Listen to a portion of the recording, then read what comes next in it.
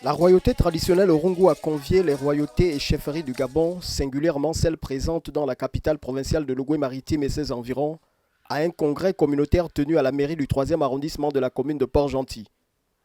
Une première édition visant essentiellement à définir les termes de référence du plaidoyer engagé auprès des autres chefferies gabonaises et du CTRI, Comité pour la transition et la restauration des institutions. Ceci au regard de l'actualité qui prévaut dans le pays.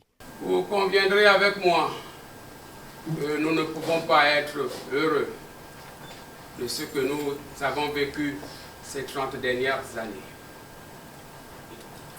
Nous avons prié, chacun dans son cœur, dans son temple ou dans son église.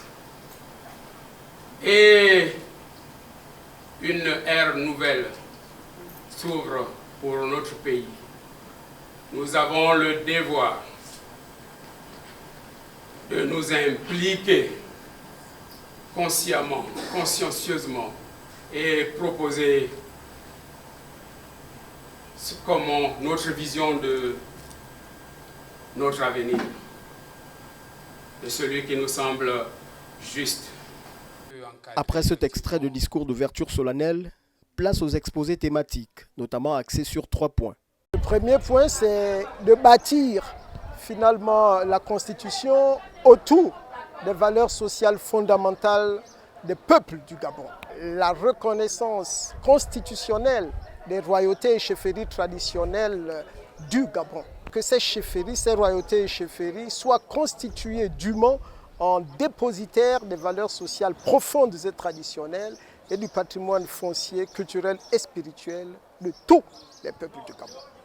L'historique de la royauté traditionnelle Orungu aura constitué à cet effet un devoir de mémoire pour les organisateurs de ces assises.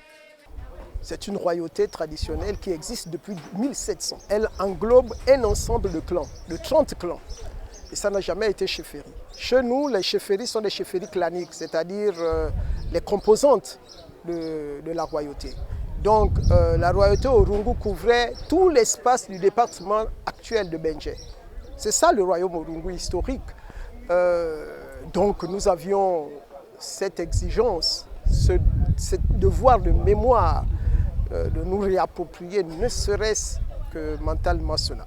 À l'issue du vote et adoption des termes de référence du plaidoyer, le chef de la royauté traditionnelle Orungu a procédé à la clôture de ce premier rendez-vous communautaire, tout en invitant l'ensemble des forces vives gabonaises à faire montre de solidarité, de vérité et de justice.